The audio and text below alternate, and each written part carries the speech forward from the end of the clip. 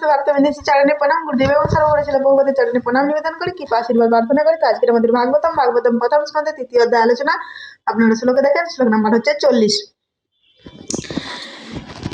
ইদম ভাগবত নামম পুরাণম ব্রহ্ম সংহিতম উত্তম শ্লোক চরিতম চকার ভগবান ঋষি নিঃশ্রেয়সায় লোকস্য ধন্যস্তুস্তনয়ত মহৎ। অনুবাদ: এই শ্রীমদ্ ভাগবতম হচ্ছে পরমেশ্বর ভগবানের বাঙ্ময় বিগ্রহ। তা সংকলন করেছেন ভগবানের অবতার শ্রী ব্যাসদেব। তার উদ্দেশ্য হচ্ছে সমস্ত মানুষের পরম মঙ্গল সাধন করা এবং এটি সর্বত্রভাবে সার্থক, পূর্ণ, আনন্দময় এবং সর্বত্রভাবে পরিপূর্ণ। তো আমরা এর আগে দেখলাম যে সুত গোস্বামী 22 প্রকার অবতারের লিস্ট আমরা জানলাম। ভগবান কূর্ম, বরাহ, নৃসিংহদেব, বামন, বুদ্ধ, কল্কি, দত্তাত্রেয়, নৃসিংহ, 22 প্রকার অবতারের লিস্ট দেখলাম। তো এই 22 প্রকার অবতারের লিস্ট বলার পর সুত গোস্বামী ভগবানকে প্রতিষ্ঠা করলেন 28 নম্বর শ্লোকে যে কৃষ্ণ অবতার না, তিনি হচ্ছেন অবতারী, তিনি স্বয়ং।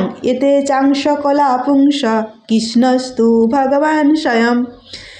এই 22 প্রকার অবতার, কিন্তু এদের মধ্যে কৃষ্ণ হচ্ছেন স্বয়ং অবতারী, তিনি অবতার না, প্রতিষ্ঠা করলেন। তো সেই ভগবান কৃষ্ণ দ্বাপর যুগে এসে লীলা করে গেছেন এবং এই 22 প্রকারের অবতারের লিস্ট দেওয়ার পর সুত গোস্বামী তিনি এখানে মুক্তির উপায় দিয়েছেন কিনা 29 নম্বর শ্লোকে মুক্তির উপায় দিয়েছেন যে জন্মগৃহম ভাগবতম যৎ প্রয়তো নর স্বয়ং প্রাত ঘৃণান ভক্তা দুঃখ গ্রাম বিমুচ্যতে। কিনা সকাল সন্ধ্যায় যদি ভাগবতম পাঠ করা হয় তাহলে কি হবে না, দুঃখের মতো গ্রাম, দুঃখের মতো পাহাড়ের মতো দুঃখ বিনাশ হয়ে যাবে। তো আজের শ্লোকে এখানে ইদম ভাগবতম নামম পুরাণম ব্রহ্ম সংহিতম উত্তম শ্লোক চরিতম চকার ভগবান ঋষি। তো এই যে ঋষিদের প্রশ্নের উত্তর, 6 নম্বর প্রশ্নের উত্তর দিচ্ছেন এবং ভাগবতমের মহিমা বলছেন এই শ্লোকে। আজের শ্লোক কিনা ভাগবত নাম ব্রহ্ম, এটা ব্রহ্ম সংহিতম, ভাগবত নামক গ্রন্থটা যে ব্রহ্ম স্বয়ং ভগবান কিনা রচনা করা হয়েছে উত্তম শ্লোকের দ্বারা, উত্তম শ্লোকের দ্বারা সাজানো হয়েছে এই ভাগবতম। কিনা একবার শিল প্রভুপাদ, আমি কোনখানে দেখছিলাম যে শিল প্রভুপাদ বলছেন, ইংলিশে ছিল লেখাটা, তো পুরো বিশ্বে এই ভাগবতমের মতো গ্রন্থ নেই। তো প্রত্যেক শ্লোকে, প্রত্যেক অক্ষরে মঙ্গলের জন্য।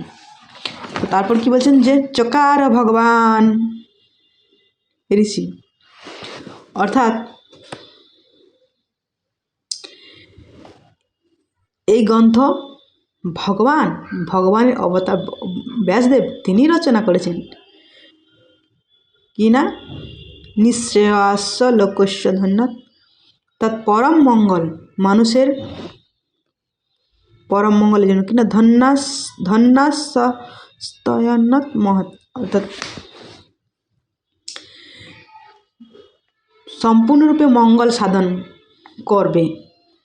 কিনা সাক্ষাৎ পুরাণ ব্রহ্ম ঋষি ব্যাসদেব তিনি রচনা করেছেন এবং তিনি ভগবানের অবতার এবং সাধারণত মানুষের তো তিনি রচনা করেছেন। তো পদ্মপুরাণ না কোথায় একটা শ্লোক আছে যে হ্যাঁ সেখানেই মনে হয় একটা শ্লোক আছে যে সাধারণ মানুষের নাই কৃষ্ণ জ্ঞান, জীবের কৃপায় কৃষ্ণ কহিল বেদ ও পুরাণ। কৃষ্ণ সাক্ষাৎ ভগবানের অবতার, তিনি এই ভাগবতম দিয়েছেন। তো সেই ভাগবতম কিনা উত্তম উত্তম শ্লোকের দ্বারা রচিত,